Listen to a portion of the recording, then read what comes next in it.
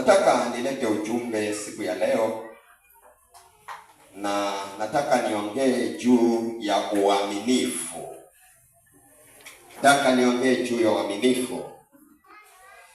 Mwaka huu tumetangaza ya kwamba Roho Mtakatifu atakuwa akifanya kazi mambo mengi, Roho Mtakatifu, na ninaona mambo mengi yanaendelea kufanyika. Nimeanza kuona vijana ambao wanatumiwa na Mungu na wana maono mengi. Hata asubuhi vijana wawili wakanifuata wakiwa wamepokea maono, wanaishi mbalimbali, lakini yale maono ikawa ni moja. Yule ameona tena akaona tena, mwingine yuko mbali akaona kivyake, lakini ni jambo moja. Hiyo ni nguvu za Roho Mtakatifu. Nataka tuangalie uaminifu. Nataka tusome katika kitabu cha Luka Mtakatifu mlango wa 16 kifungu cha 10 na 12. Mlango wa 16 kifungu ni cha 10 mpaka 12. Mmoja tusome. Soma. Aliye mwaminifu katika lililo dogo sana huwa mwaminifu katika lililo kubwa pia, na aliye dhalimu katika lililo dogo huwa dhalimu katika lililo kubwa pia. 11.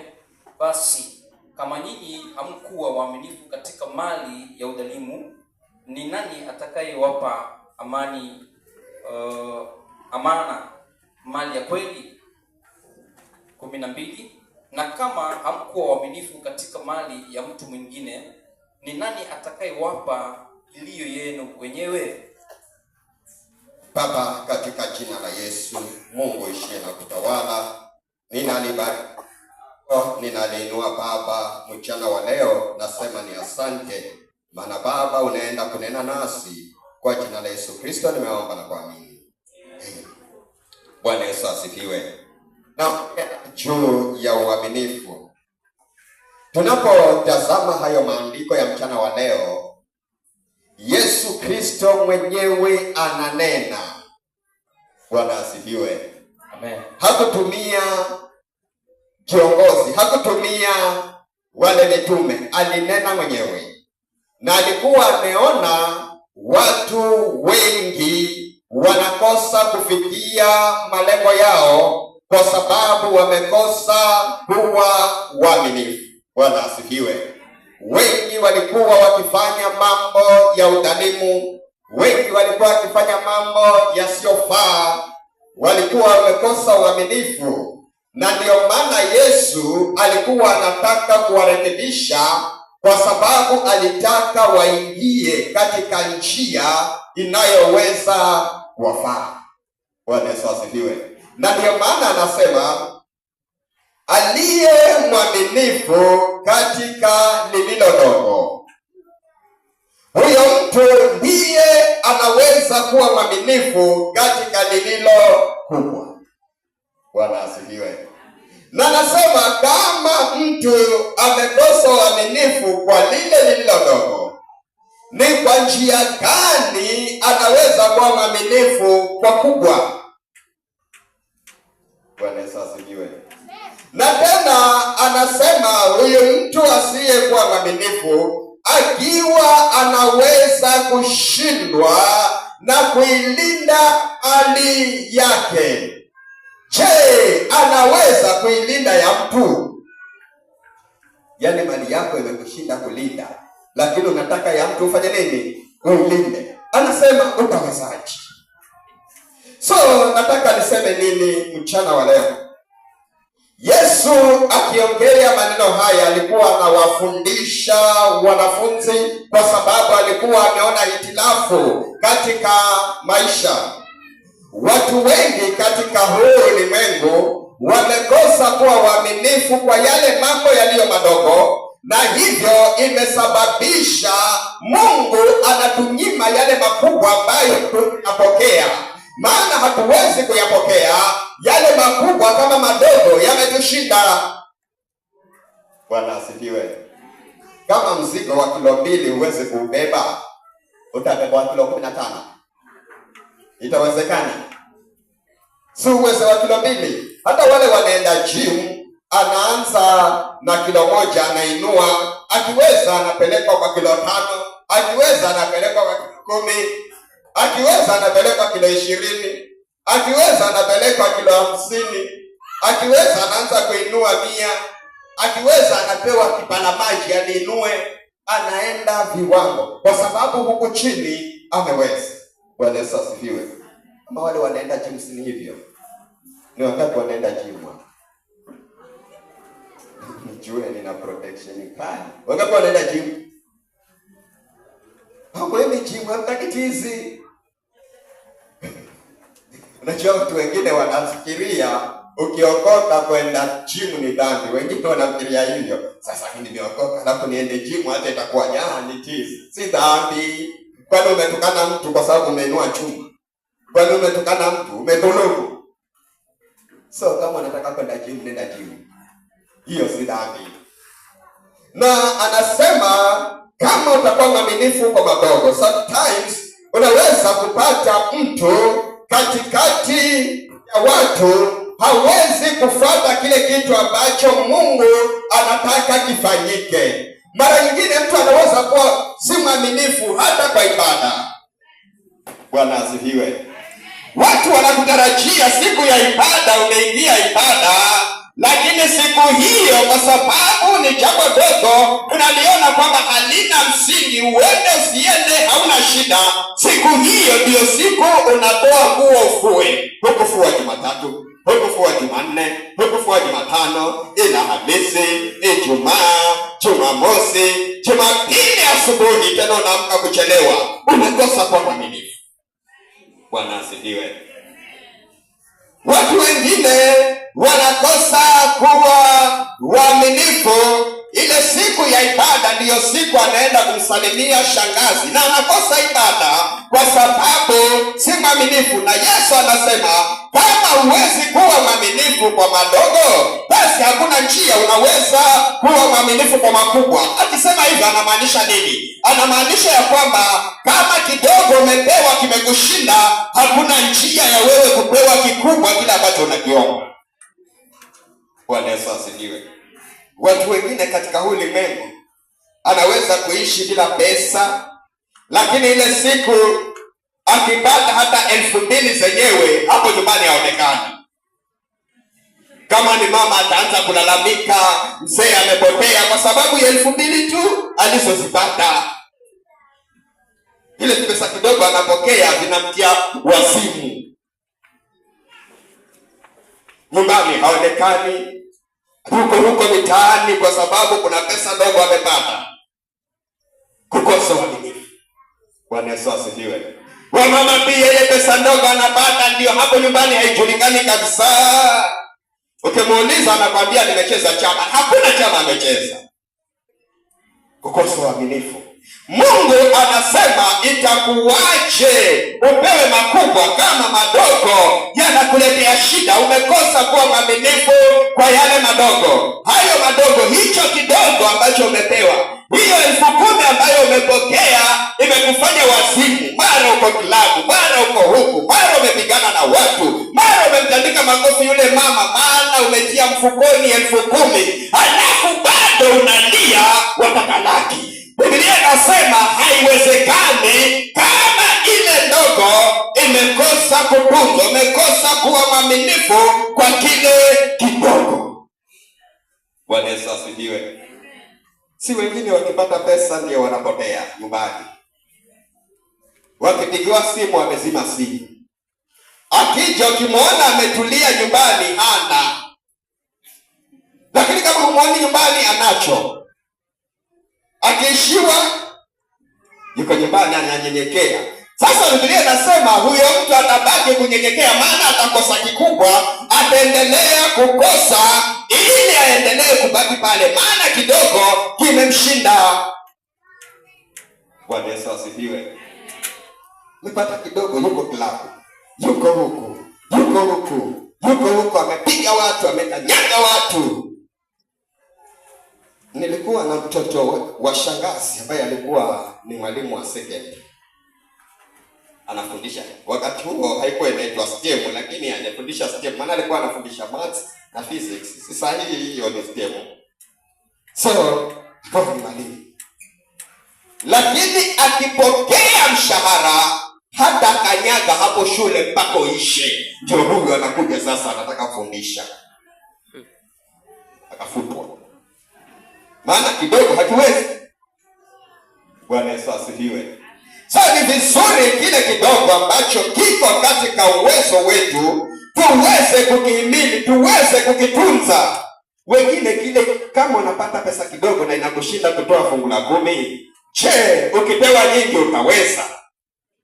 Na watu wengi wanashindwa, watu wengi wanakosa kupokea baraka kwa sababu wameshindwa kuwa waaminifu kwa kile kidogo. Kile kidogo anachokipata kinamtia simu, kinamfanya hawezi kuendelea, kinamfanya hawezi kufanya mambo ya maana. Akipata kidogo tayari anataka kushtaki wenzake.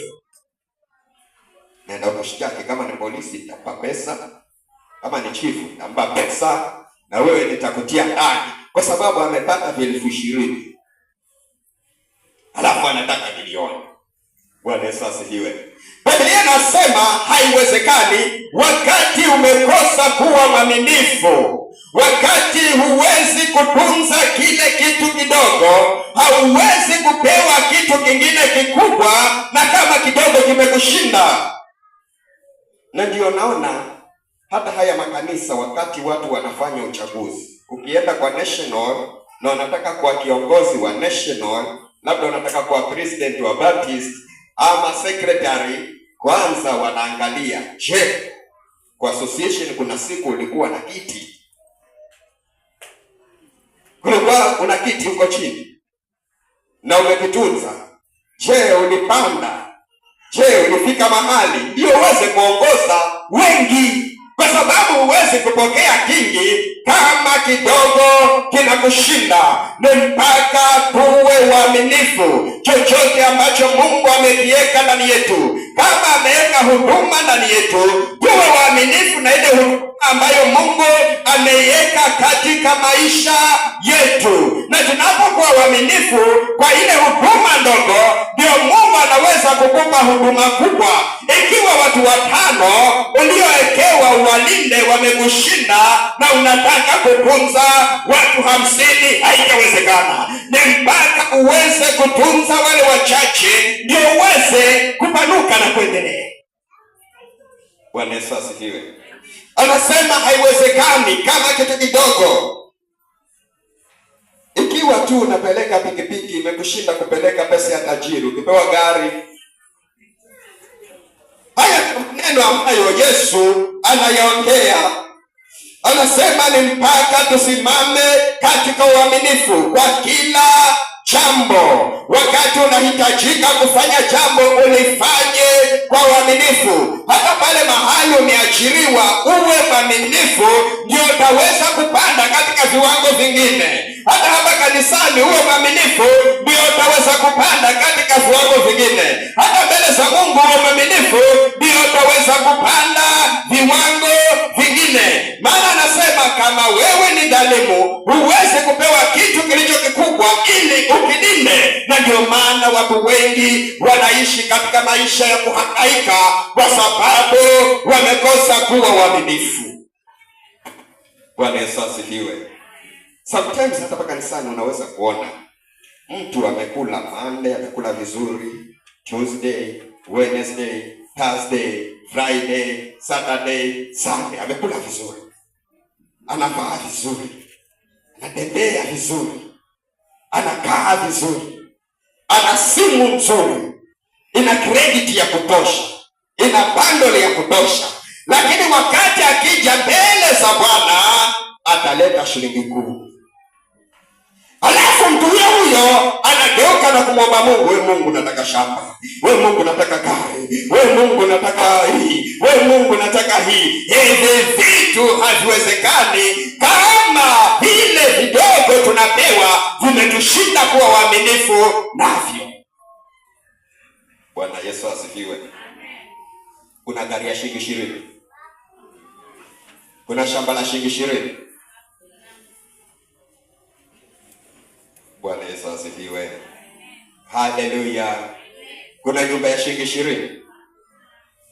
Lakini mtu amekosa kwa mwaminifu. Kile anachokipata kwa wiki na kile ambacho kinasimama kwa ajili ya kazi ya Mungu hakilingani. Ama hata asitoe kabisa. Lakini amekula vizuri, vaa vizuri, ana simu ya mkopo. Hiyo simu analipia 100 kila siku. Si kwamba mtu anapata pesa. Muna simu za mkopo na kila simu azalipia 100 ni. Kila siku na hamkosi. Na hiyo simu haikosi credit. Haikosi bando.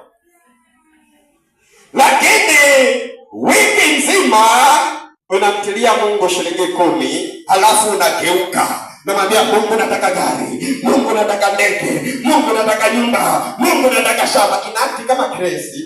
Mungu anakuangalia anaona kama wewe ni crazy. Unajua mambo mengine unaweza kuoga kuonekana kama crazy.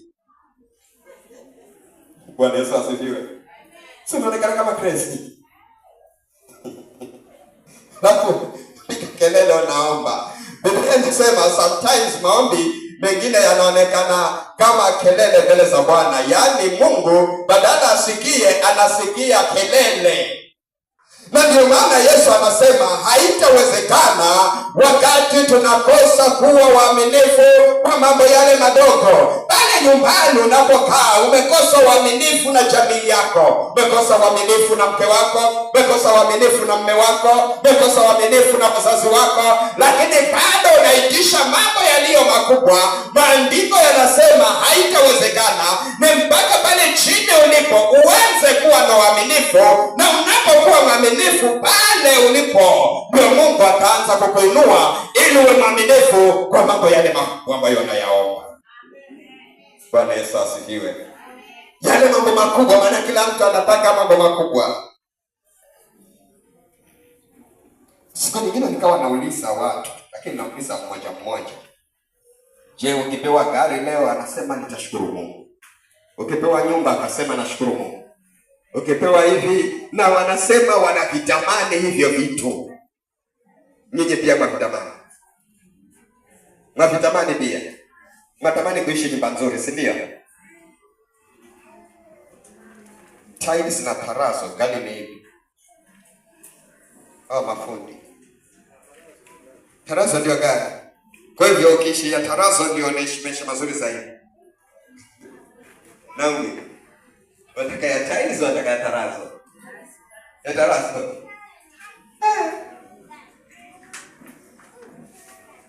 Si kila mtu anataka maisha mazuri. Lakini maandiko yanasema ili tuyafikie, ili tufike hicho kiwango, ni mpaka tuwe waaminifu kwa jamii zetu, tuwe waaminifu kwa wapendwa wetu, tuwe waaminifu kwa huduma zetu, tuwe waaminifu kwa chochote ambacho tunakifanya. Wakati tunapokosa uaminifu, yale mambo makubwa ambayo tunayatarajia pia hatuwezi kuyafikia. Bwana Yesu asifiwe. Na nasema tutakuwa tunajidanganya hata wakati tunaomba sana na sisi si waaminifu. Wazee wana tabia moja. Huwa mara nyingine wanaifanya, lakini si wa hapa. Wazee wale wa huko nje, niliona wale wa huko nje. Hapa hawana hizo tabia. Wale wazee si hamna zile tabia. Mama akipata pesa akiika kwa kibeti, ile mzee haziombi, anaziiba. Hapa hawako hapa. Kama wako siwaache. Wanaziiba wale wazee. Badala ya kuomba anaziiba. Anakosa uaminifu. Sasa huyu mama akijua nimeibiwa na sina njia ya kumconfront yule mzee, anaficha vibaya. Wewe unakosa. Bwana Yesu asifiwe. Wala mama nao, lakini siku hizo mama wamewezwa. Lakini walikuwa wakipata mzee ambaye kidogo haelewi, wanamwibia. Siku hizo wamewezwa. Hii jambo inayoitwa simu imewaweza wa mama. Maana walikuwa wanaiba, si wanafu. Walikuwa Sawa, che. Lakini kwa simu. Maana siku hizi haweki pesa kwa mifuko ya nguo ufue ili usione, siku kwa pesa pili.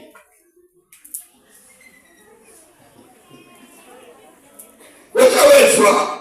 Maana walikuwa si waaminifu. Lakini yule ambaye ni mwaminifu hata pili ya pesa ya mume wake ataijua.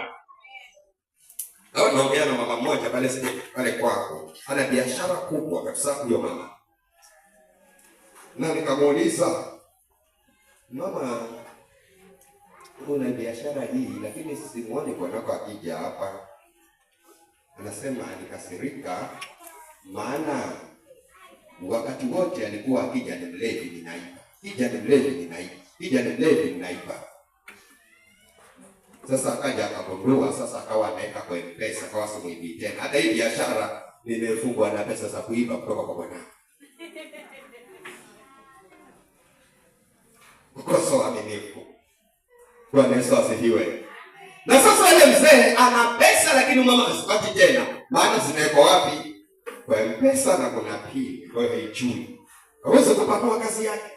Lakini wakati tunakuwa waaminifu, mambo mengi yatafanyika. Maisha yetu yatabadilika. Wakati tumeanza kuwa waaminifu, maisha yetu hayatabaki vile yalivyo. Hata tukiwa waaminifu mbele za Mungu kwa kumtolea fungu la 10, maisha yetu yatabadilika. Bwana Yesu asifiwe. Juzi nikawa na chokora records, zile karatasi mimi wanaandika ninaweka, lakini nikakutana na record moja. Wakati tukianza hii kanisa hakukuwa na stima. Tulizunguka tukaleta wenyewe hiyo poli, tukaweka stima, tukabaki na pesa, tukapiga hapa. Alafu nikawa naangalia ile record.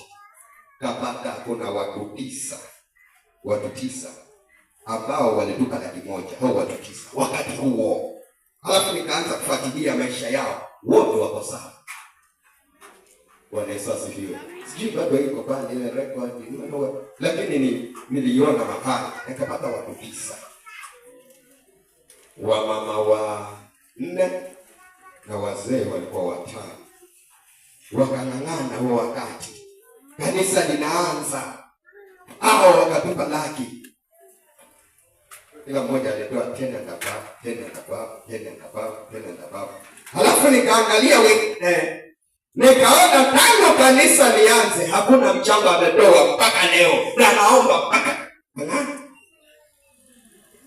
sema ji. Kanisa lianze. Hajachanga kwa ajili ya kujenga kanisa. Uaminifu. Bwana Yesu asifiwe. Ile siku ya kikao cha church council nitaileta ile list. Alafu waangalie vile watu wanafanikiwa.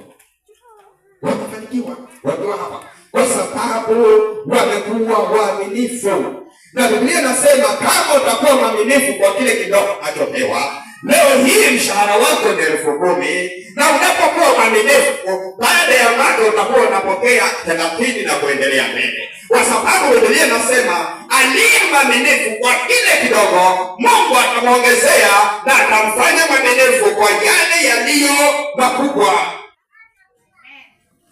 Bwana Yesu asifiwe.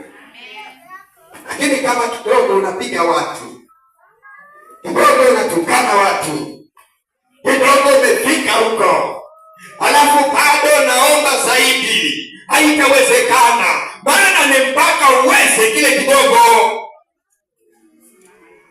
Bwana Yesu asifiwe. Ni wangapi kile kidogo wanakiweza? Hamkiwezi wengine.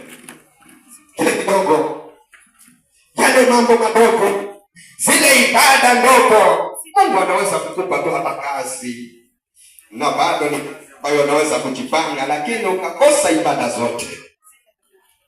Mwaminifu kwa madogo. Bwana Yesu asifiwe. Mimi nikiwa na ile biashara pale Bakarani, hakungekuja kama ni masaa ya ibada, na mwambia ni masaa ya ibada, njoo baadaye. Naenda sana.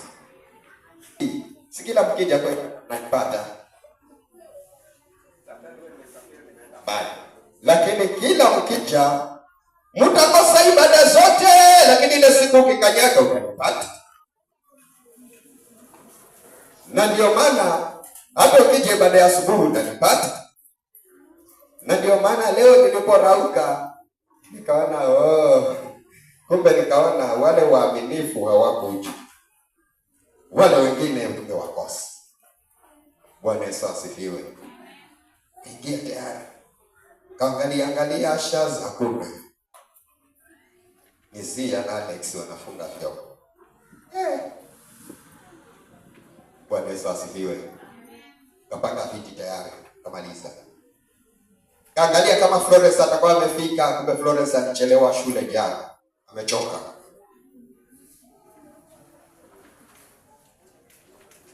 Sasa kaenda kule nyuma, kumbe hajafika mtu pia huko.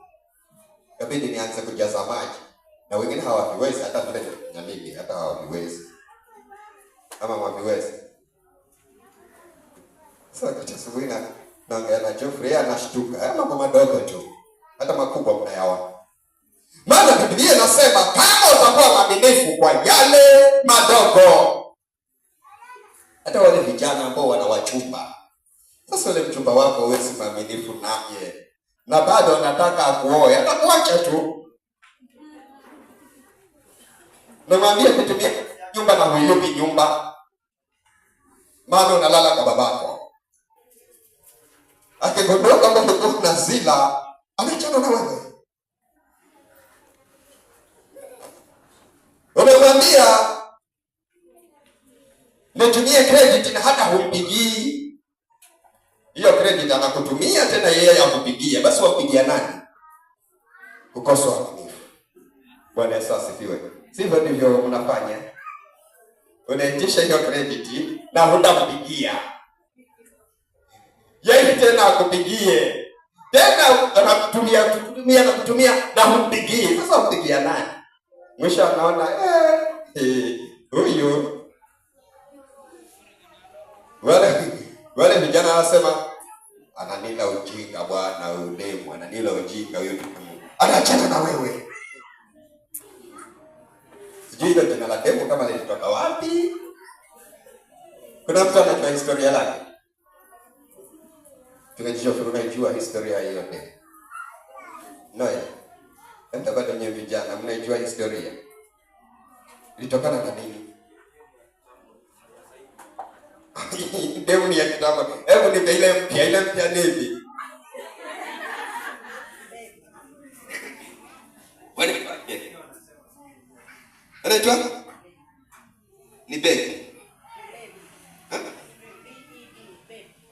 Becky. Kali hiyo. Kwa hivyo walio ademu ikaondoka. Lakini nataka niwaambie nini? Ni mpaka tuwe waaminifu kwa chochote ambacho tunakifanya, kwa chochote ambacho kiko mikononi mwetu. Unajua mara nyingine hawa wanaume huwa hawawazi sana mambo ya maendeleo. Sasa anakutumia pesa, anakupa pesa. Alafu baada ya miaka miwili akiangalia hujafanya kitu, si mwaminifu. Bwana asifiwe. Lakini yeye anafahamu. Kuna jamaa mmoja ambaye alioa miaka ile ya nyuma, ndio kabla sijaja kule huko akaoa. Na alipooa, maana mke ni mpya mzuri. Unajua mke mpya mzuri. Akaenda kupokea mshahara wa kwanza baada ya kuoa. Hakutoa hata shilingi, akampole mama. Sasa akataka namwambia nipe nauli, akapewa. Nipe nauli, akapewa. Ilipofika tarehe 10 ana pesa. Akauli kuletea pesa yote. Sasa nitatoka mpaka town huko. Nikafanya kazi na nini? Nitatembea na nini? Pesa umeenda wapi? Anasema kulikuwa hapa basi kuna vijana basi mara wanapita na mayai. mara wanapita na mabuyu, mara wanapita na nika wananunua tu, nika wananunua. Sasa pesa imeisha, atapewa tena. Yaani mshahara ununua mabuyu mpaka umeisha. Mzee kila akija jioni anaona ulimi ni mwekundu, anafikiria ni lipstick, kumbe ni rangi ya mabuyu daily.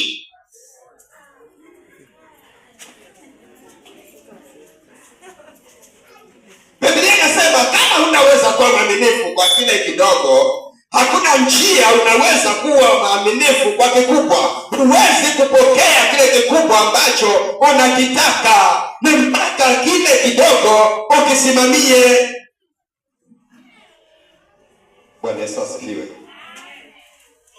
Kuna watu ambao wanaweza kupata mshahara wa 5,000 ukapata amejenga, na kuna watu anapata mshahara wa 1,000 lakini hajengi, maana si mwaminifu. Bwana Yesu asifiwe. Lakini kwetu sisi wa hapa kanisani inatupasa tuanze kuwa waaminifu. Kama tunataka tupokee vitu vikubwa, kama tunataka tupokee huduma kubwa, kama tunataka tupokee neema kubwa, ni mpaka kile kidogo ambacho kimewekwa katika mikono yetu tuwe waaminifu. Bwana Yesu asifiwe. Tuwe waaminifu pale nyumbani. Wakati nikiwa mdogo nilikuwa natumwa na sister yangu mkubwa. Natumwa mara nyingine naambiwa kauzeni hizi korosho, mara nyingine naambiwa pelekeni haya maembe mahali tunaenda tunauza. Lakini uza anasema acha tukae tule samaki hapa. Si pesa si ya mzee. Sema acha tule. Tena ukienda kusema na kugota wewe utashangaa. Sasa nione karibu na yule mzee. Namuona pole pole, lakini unajua kwa kuonana, lakini anakupa uone. Lakini kama si mwaminifu, mzee alikuja akagundua mwenyewe, kamweka kando. Sasa vitu vya pesa, sisi wengine tunapewa anafanya vile ambavyo havina pesa. Kwa sababu amekosa kufanya nini? Kuwa mwaminifu. Na ulikuwa kama utamsema kweli, watu wakiondoka utakula ngoto mpaka utashangaa.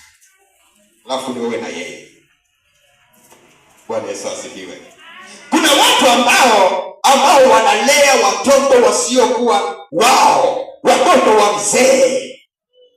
Inakupasa pia uwe mwaminifu kwao. Lakini mzee akienda kazi na wachapa na chakula unawatesa. Yesu anasema uweze kupokea makubwa. Bwana Yesu asifiwe. Siku na wamama wanafanya hivyo. Sina hivyo.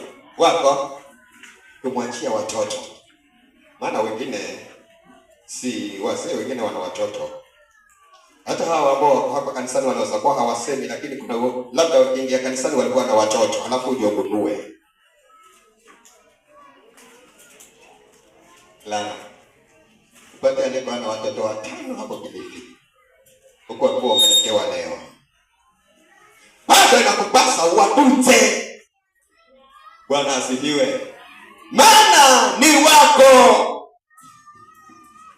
Uwasaidie. Sasa hii wengine hawataki kusikiza. Ni kali. Lakini ni vizuri kuwa waaminifu kwa chochote ambacho tunakifanya. Wakati unakuwa waaminifu, ndio yale mambo mengine yanafunguka, yale mengine yanafunguka. Vile vitu ambavyo tunataka vinafunguka kwa sababu ya uaminifu wetu.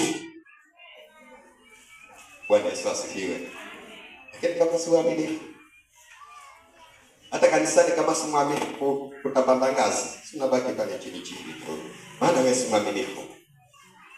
Lakini kama wewe ni mwaminifu, kwa vyovyote mpaka kuna jambo ambalo litafanyika katika maisha yako hayatabaki vile yalipo, yatapanda ngazi baada ya nyingine, kwa sababu ni ahadi ya Mungu ameiweka ya kwamba kila aliye mwaminifu ni mpaka Mungu atamuinua. Bwana Yesu asifiwe. Si tunataka kuinuliwa. Kila mtu anataka kuwa na vitu, kila mtu anataka kufanikiwa, kila mtu anataka kupokea, lakini kitu ambacho kinaleta shida, kukosa uaminifu. Bwana Yesu asifiwe. Tuanze kuwa waaminifu kwa vile ambavyo tunafanya. Tuwe waaminifu kwa zile huduma ambazo tunafanya. Tuwe waaminifu hata kwa yale maneno tunayoongea. Najua mara nyingine hatuna uaminifu hata kile ambacho tunakiongea. Kwanza hizi simu. Mzee mmoja akawa anadaiwa, na akawa yuko pale Coast Bus upande ule wa barabara ya Kaloleni. Si Coast Bus, si upande huu ni stage ya Kaloleni, alafu upande huu ni hoteli pale Coast Bus. Sasa yule jamaa anayedaiwa yuko stage ya Kaloleni upande huu, lakini yule anayedai kumbe yuko stage upande huu pale Coast Bus, amesimama amepanga kuingia pale hoteli yale afu mambo yake, lakini akamwona yule anayemdai ile stage upande mwingine, akampigia simu. Maana sasa utamwita kwa sasa hapo utamuita vipi na yuko barabara upande mwingine? Akampigia simu, halo rafiki yangu, akasema halo, uko wapi saa hii?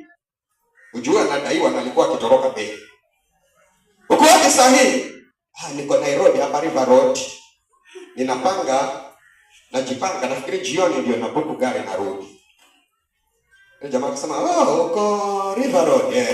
Akasema basi mimi niko River Road kama wewe, hebu angalia upande wa pili. Akamwona. Sasa yule anayemdai atamwacha. Sasa jua ananikimbia. Naambia mimi nani niko River Road, upande wa pili, nani pale mwende tayari. Kukosa uaminifu. Bwana Yesu asifiwe. Lakini tukiwa waaminifu kwa yale ambayo tuko nayo, yale machache, Biblia inasema Mungu atatufanya waaminifu kwa makubwa. Bwana Yesu asifiwe. Yale ambayo tunayaomba Mungu atayakamilisha. Kile ambacho tunakiitisha Mungu atakifanya. Sasa ukiwa mwaminifu, omba lolote. Lolote. Mnajua lolote? Wajua lolote? Nani si wajua lolote? Unajua sometimes mtu anaambiwa aombe lolote, yeye anaomba beskeli, anaomba vitu vidogo vidogo. Lolote omba. Lolote unalolitaka, lakini chanzo chake, jibu lake ni uaminifu. Bwana Yesu asifiwe. Ukiwa mwaminifu utatangazwa na watu, na chochote unachokitaka utakipata. Tusimame.